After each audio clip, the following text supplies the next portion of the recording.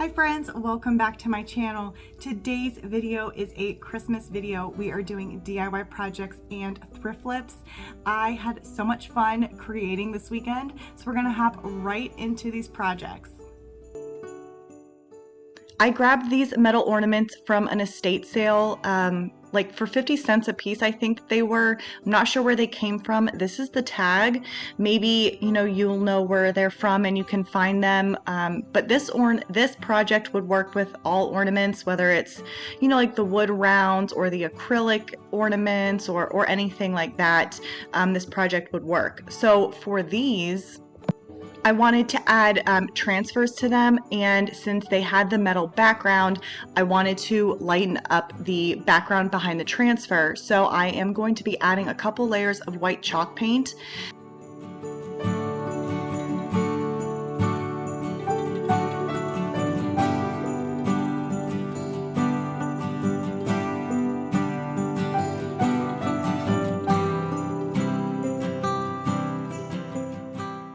And then I picked transfers from the new Christmas transfers from IOD. I grabbed a couple that would fit in each of them, and then I just started to apply them. Now, with these transfers, I did not seal the chalk paint first before applying the transfer, and I had no issues with the paint peeling up. Everything was perfect.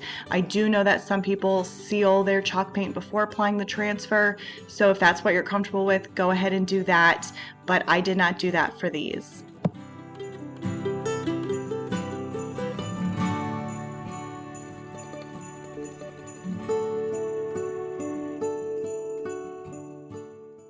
I'm sure by now most of you have seen all of the wonderful transfers that IOD has for Christmas this year. If you haven't, hopefully you will enjoy seeing them in the projects today. I had a lot of fun looking through them all. I grabbed 3 different booklets, and I still have some left from one of the booklets from last year as well. So once I got the transfers applied to the ornaments, I did seal the inside with a coat of Minwax polyacrylic. I just did the water-based polyacrylic so that nothing would turn yellow over time. Once that dried, I decided that these ornaments needed just a little bit of something extra, and thankfully I had some glitter on hand from last year.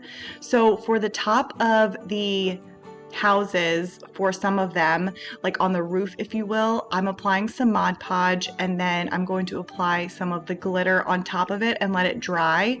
And for all of the ornaments, I just did a different area with the glitter so that they were all kind of different, and I really hope that you guys enjoy this first project.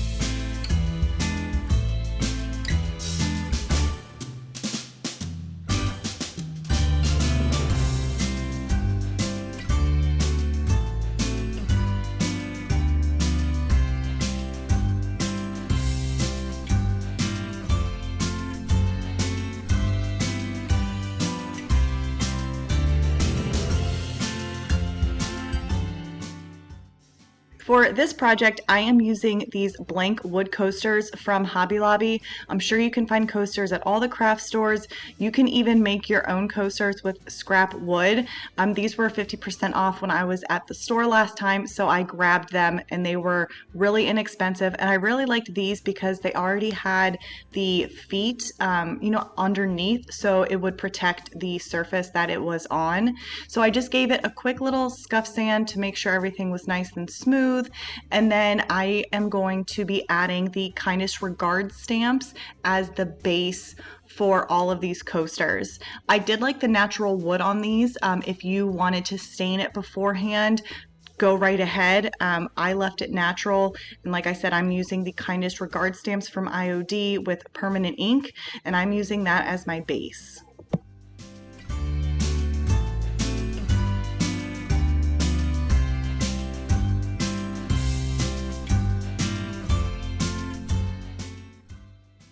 I am using the Transfer Yuletide from IOD, and they have really cute transfers in this transfer set. I really liked the animals in this transfer set, and it fit really well, like size-wise, onto these coasters. So I picked 4 of my favorite ones, and I'm going to apply them to the top of the coasters.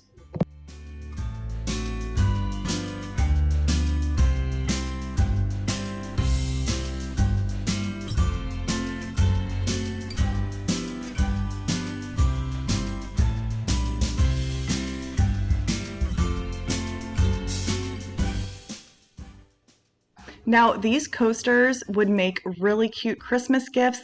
These are really great for craft events if you have any coming up. With scrap wood, you can make several coasters.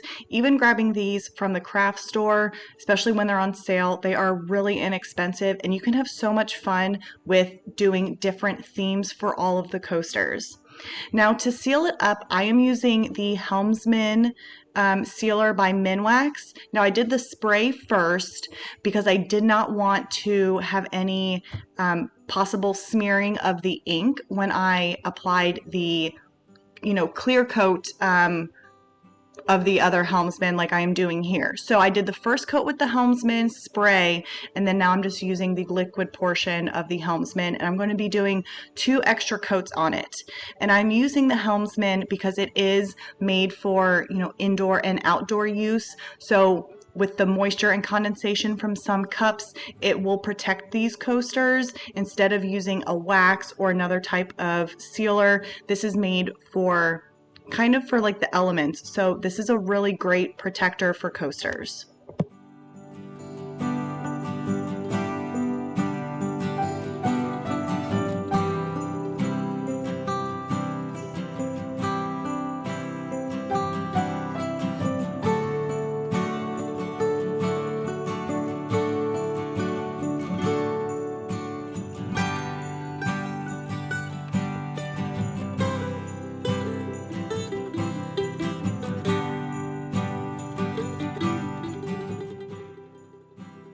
I grabbed these 2 old vintage brushes several months ago from an estate sale.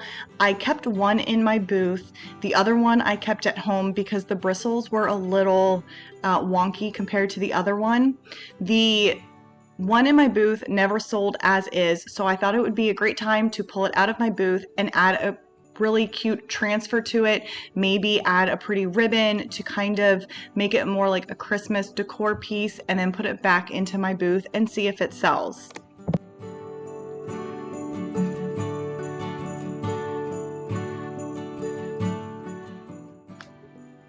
So I grabbed 2 different transfers from the IOD Christmas set. They are both like the holly garland. They're just in 2 different transfer sets, and I picked one for each of them. Now, they are slightly different like in the wood handle portion. So one has more of a dip to it than the other one. So that was another reason why I did 2 different garlands, because of how the shape of the wood handle was. But I am just applying the transfer to each of them. And then I decided that I wanted to basically stain one of the other, like one handle and not the other. So what I did for that was to seal it. Since I already had the transfer on it, I'm just using the antique wax on one of them. So the antique wax will seal up that transfer, as well as darkening up that wood handle. And then for the other one, I just used clear wax to seal it.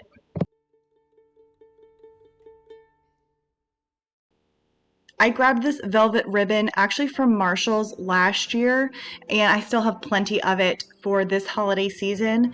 I just cut different sizes. I did not measure, and they aren't the same either. I'm just going to loop it through the hole in the handle, and then these are done.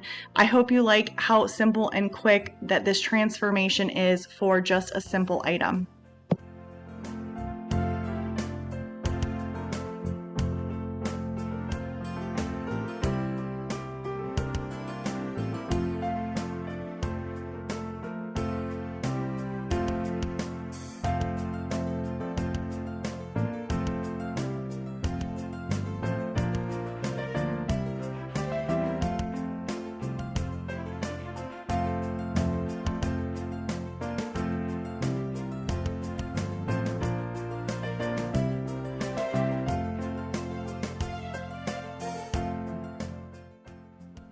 Okay, for this project, we are using this old frame.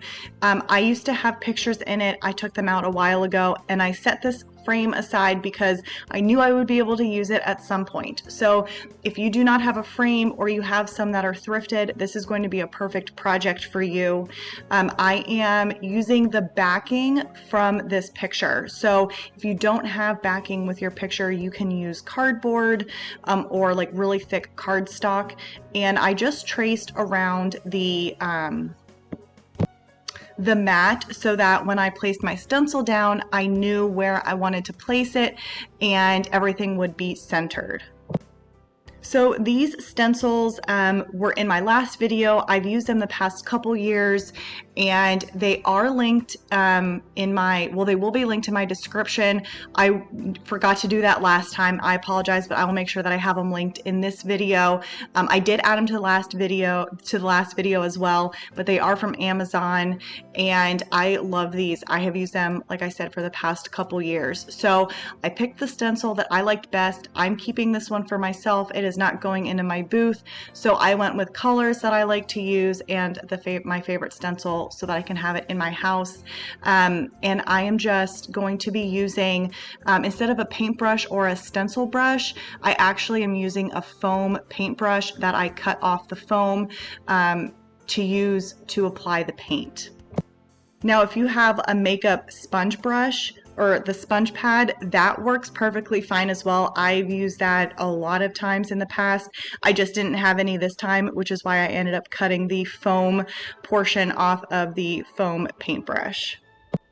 Now, the trick with these stencils, like when you're painting on them, if you don't want to have any bleed through, then using light pressure when you are dabbing up and down, and also less amount of paint on your sponge brush will really help prevent any bleeding. You can always add more paint to areas that you maybe need to.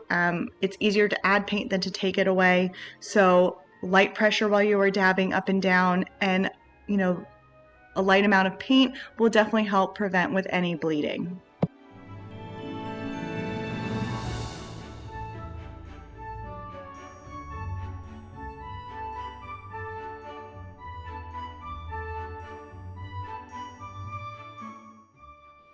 And for the big Christmas tree, I decided to add a couple different shades of green so that I had some dimension. And then I also wanted to add a little bit of white so it looked like there was some snow on the tree. And to do that, I ended up just using white wax instead of white paint, mainly because the white wax was closer to me. But the white wax worked out perfectly fine instead of using white paint.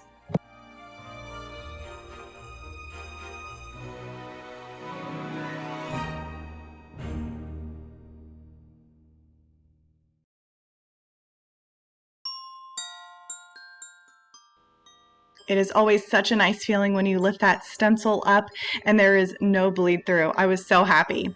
And then the final step is if you want to paint your mat. So I left it red originally, and then I realized once I put it all together, I really didn't like how much red there was, and I'm really loving greens right now. So I picked this green paint that I've had in my stash for a while.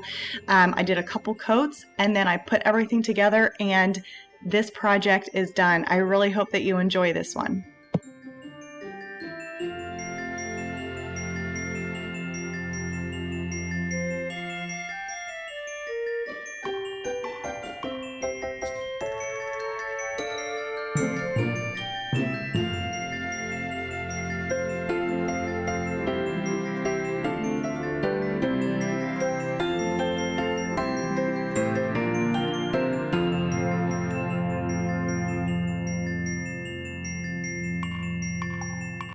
I hope you all enjoyed today's video. Let me know your favorite in the comments. I did want to let you know next week's video will also be a Christmas video with DIY projects and thrift flips. I had a lot of fun this weekend and I created lots of fun projects. I have to finish up a couple, so the rest of those will be in next week's video. So if you did like today's video, please give it a thumbs up and please consider subscribing. Stay tuned for next week and I will see you all in my next video. Bye guys.